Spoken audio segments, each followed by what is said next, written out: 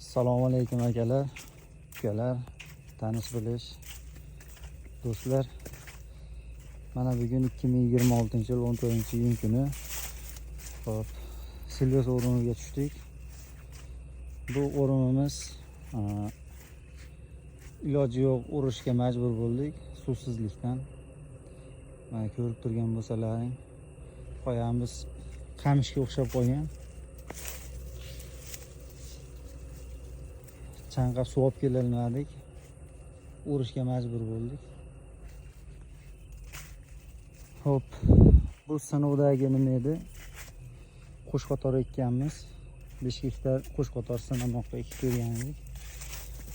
Mana ko'rishingiz mumkin. Hop, qalinligi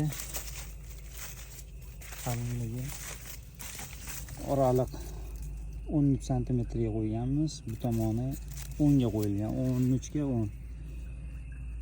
Ko'chatni soni ko'pligiga yetkazolmay qoldi-chi. Qo'ygan hayit kuni 27-kuni may kuni suv qo'yganmiz. Shu suvni tezda siparayna qilib yubordi, kun isib ketdi.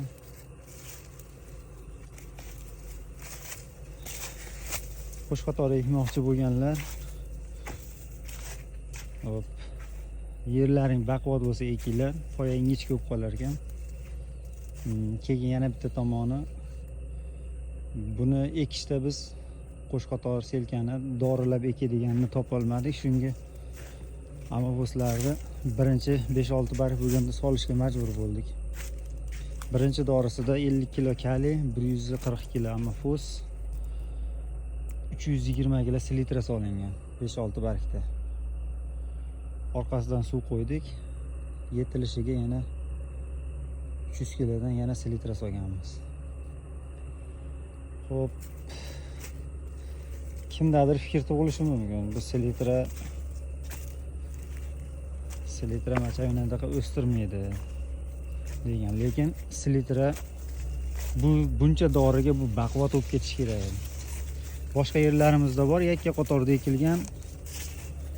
Bo'yi 3 metrga yetdi, qalinligi ham o'ta qalinlikda. Uni ham xudo xolasa ertaga o'rimga 3-4 kundan keyin o'tganda uni ham video qilamiz. Bemalol solishtirib ko'rasizlar. Qo'shqotor ekmoqchi bo'lgan akalar, hisoblayni chiqarib tayyorgarlik qilaverasizlar.